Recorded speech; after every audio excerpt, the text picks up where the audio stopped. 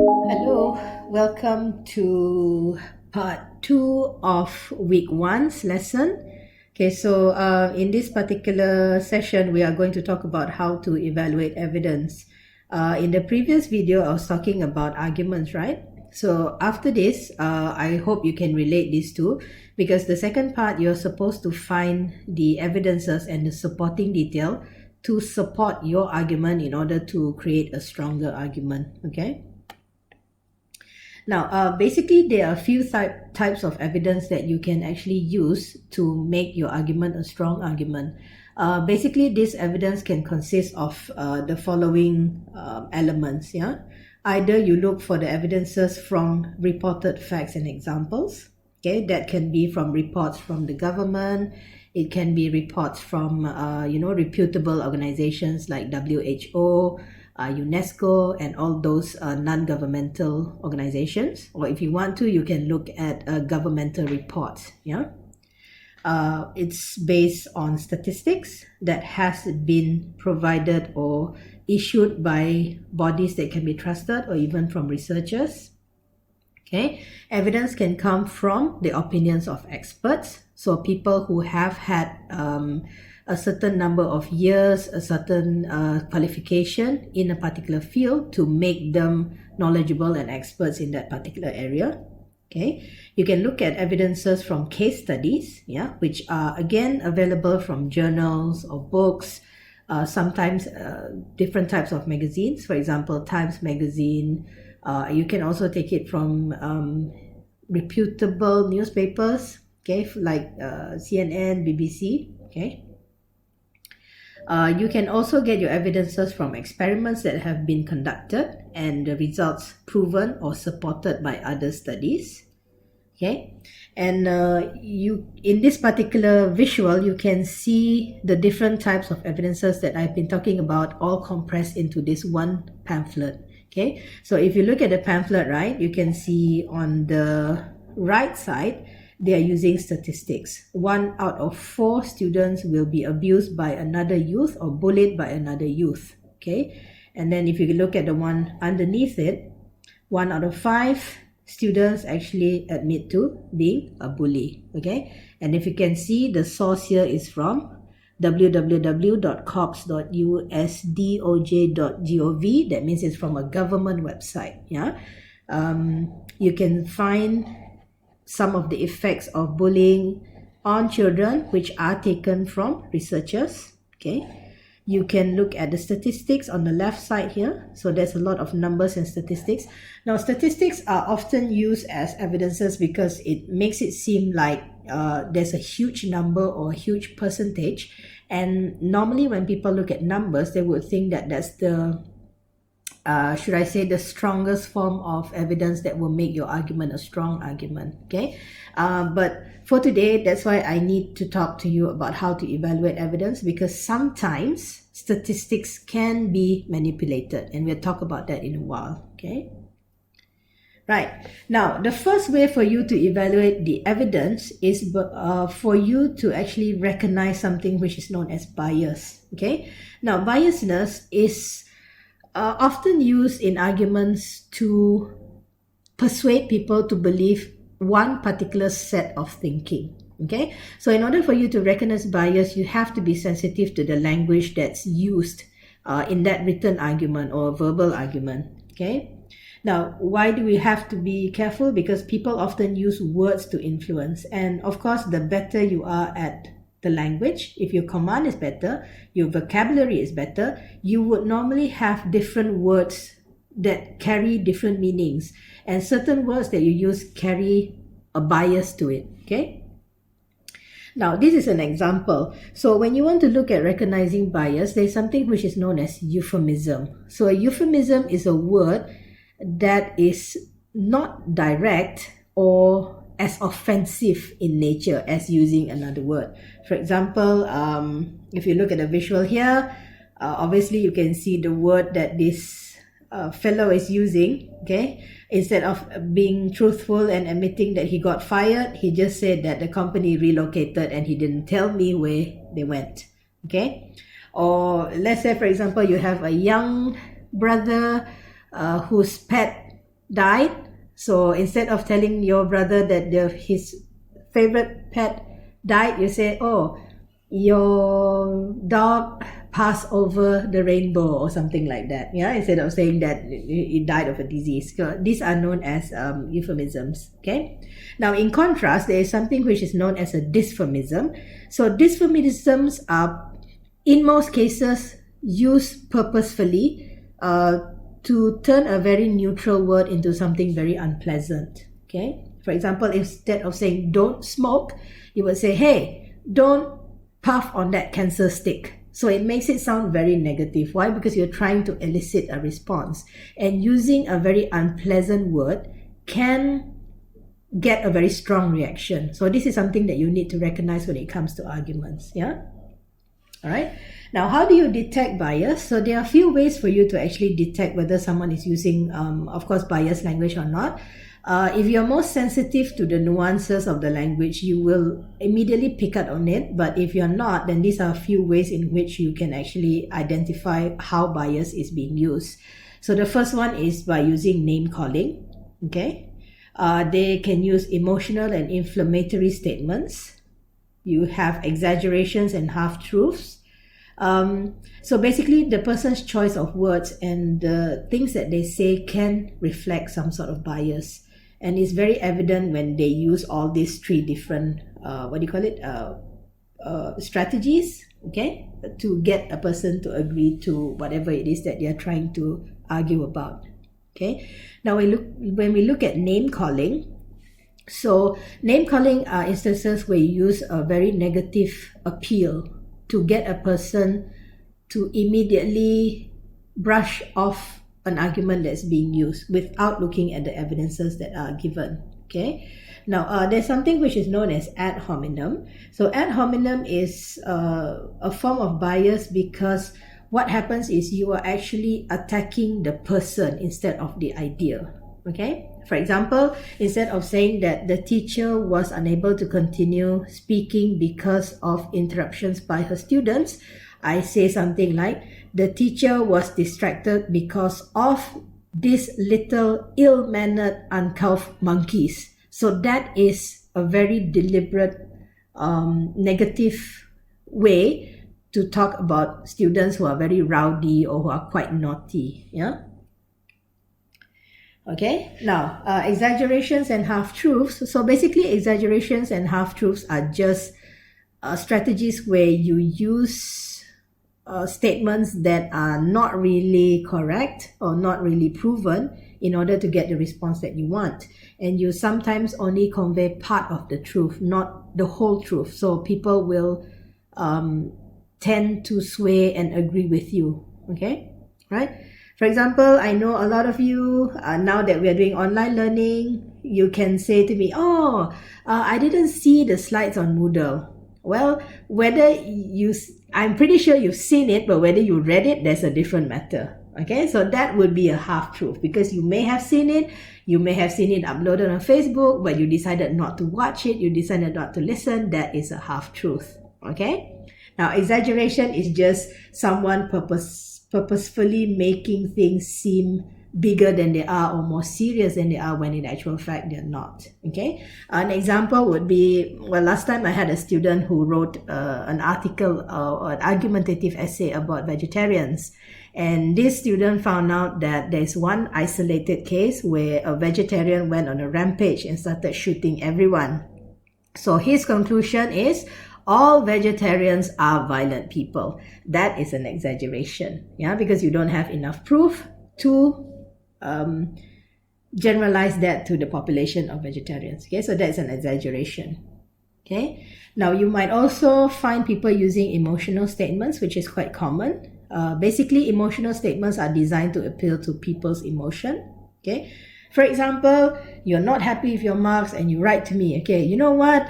I really deserve an A on this paper because not only did I study during my grandmother's funeral, I also gave up the opportunity for a heart transplant even though I had a matching donor after 3 years.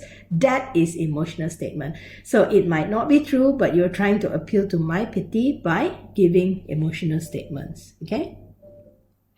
right? Or some of you, if it were an actual class, I do have students who did this to me. When I ask them, why are you late? Oh, my hamster gave birth and I had to hold its hand. So yes, that is emotional. Okay, so you're trying to appeal to pity. It's not really true, or you blame the bus or whatever it is.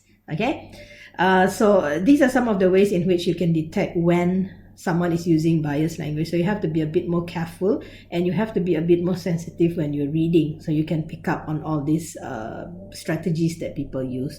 And most importantly, don't use these strategies yourself. Okay, now, how would you evaluate evidences? So this is pretty important, I think, because in order for you to come up with a good argument, you must first evaluate the evidence before you offer it up. Only then can you come up with a very good, strong argument. Okay. Now, some evidences seem strong. Okay. But when you actually look at it and you actually study these evidences, you will find out that not all the evidences can actually stand the test when it's being examined properly. So the first thing that I want you to do is, when you come across percentages or statistics, please remember, numbers can be manipulated. Okay, so that's the first thing. Sometimes it seems bigger than the actual population, but in fact, it could be a very small number that has been changed into a percentage. Okay, now let's look at this particular advert by Reebok. So Reebok is selling this new pair of shoes, and they claim that, okay, when you use this, it's gonna tone your legs. So you're gonna get tone by 28% on your glutes, 11% your hamstrings, and 11% the calves. Okay, and when you look at it and you want nice legs, generally speaking, you would be quite convinced, right? Okay, these are a few things that I need you to ask yourself. First, okay, how would I know if the statistics in these advertisements are valid? You need to ask yourself, is this research a valid research? Which institution is carrying out this research? How do they make the claim? How did they test the product to show 11% of your glutes or 28% of your glutes will be toned? Okay, that's one. Two, how was the product tested and measured? In order for you to claim the effectiveness of a product, it must be tested and measured. So how did they measure this? How many women or how many men, if they prefer this kind of design, were tested in order for them to come up with this number? Okay. So you need to be aware of words that sounds like statistics. For example, most people are concerned about child safety. Try to avoid the word most people, because that is generalizing and is a bit too vague. Okay, there's no evidence of anything. I can say most people or most students love WRS. Is that true? Well, based on experience, no. Okay, but I can make it sound like an argument by giving this kind of vague amount, and it's hard to prove. Okay, next, let's look at this advertisement. I think this is one of the advertisements that comes out a lot, not just for toothpaste advertisements, but a lot of other advertisements as well, and you must have seen it in other places. So 9 out of 10 dentists actually recommend Sensodyne toothpaste. Okay, now, if I gave you this, would you actually feel that this is a valid advertisement? Would you actually buy the product? Most probably yes. Okay, but again, I need you to ask yourself, is this a valid statistic? Okay, now these are a few things that you need to ask yourself. First, who conducted the survey? Okay, so obviously, if this company, Sensodyne, conducted the survey, they would probably be a bit biased, because they might either offer maybe 2 different toothpaste brands to a different group of people, and obviously the other one could be a lesser, or it could be a more inferior brand. Okay, so that's something that you need to think about. Who conducted it? Do they have a stake to claim? So if they have a stake to claim, which means maybe they belong to that company, of course the people who are being reviewed would tend to choose the company that they are interested in. Okay, now how many samples were surveyed? If I only survey 4 dentists, and all of these dentists perhaps prefer Sensodyne, for whatever reason, of course the sample will be biased as well. Okay, so you need to look at the sample being picked or being used to test this particular product. Okay, next, how many brands of toothpaste could this dentist choose from? If you give them a lesser sample, obviously they're going to choose one that they prefer or they think is higher quality or more famous. Okay, sometimes it's not just the quality that matters, it's also the brand name, sorry. So of course, if the brand name is more popular, people tend to gravitate towards that particular brand. Yeah. All right, next, another way for you to actually measure or for you to evaluate evidence is to look at credibility. Okay, so credibility here is the quality of being believable. How much can you trust, or how can you actually trust the argument that you're reading right now or that is being presented to you? Okay, so some of the touchstones of credibility here would be reputation, whether that there is vested interest, okay, whether there is corroboration from other sources, or whether there are valid reasons. Okay, so reputation, you know what it is. Vested interest means a person has a specific interest or claim to a particular area. That's the reason why they tend to support only maybe one brand or one branch of thinking. Okay, corroboration from other sources means you need to find out whether there are any other sources that says the same thing or has similar results. If there are corroboration, or if you can find similar results from other researchers, that means there is credibility in the findings that you're reading. Okay, valid reasons means, of course, your premises have to be true in order for your argument to be true. Okay, and number 5 is the nature of the claim, which means at the end of the day, is the claim a claim that's actually sensible? Does it make sense? Is it logical? Okay, right? Now we are going to look at reliability and validity as well of the evidences. Okay, now what you have to remember is just this: an argument is not valid if it is not reliable. That's it. So if you don't have any evidences to support it, you don't have any other researchers that says the same thing, that means your argument probably would be invalid or very weak. Okay, so reliability here is how consistent and truthful the evidence is. Okay, whereas validity is your argument logical? Is it well founded? Can a person actually accept this argument as being true or being reasonable? Okay, now we want you to think critically when you're coming across any argument. So the first thing is you have to ask yourself, is this a theory that is accepted? Where did the information come from? Where can I find out more? If your information comes from a source that is not trustworthy, I would discourage you from using that. Okay, when did it happen? When the research done? You need to look at the time frame. Anything which is more than 10 years old, we would discourage you from using it again, because the data might be old. And if you're using statistics, definitely we would ask you to find something which is more recent, especially when it comes to trends. Okay, do they fit together? Are they relatable? You have to also make sure it is coherent, it is consistent. Okay, right? Now, are there any opposing arguments? If they are, you need to read up on them, because you need to make objective evaluations as well before you put forward your argument. So you don't deliberately look for a source that supports your point just because you want to win the argument. It doesn't work that way. You still have to be objective. Okay? Right? So you can try out the in-class activity if you want to. Again, if you need any help, please feel free to email us. Your lecturers, you've got Moodle, you've got Facebook where you can ask us questions. We will be available for consultations as well. So again, if there's anything that we can help you with, don't hesitate to ask us. Okay, that's all for today. So we'll see you again next week. Stay safe.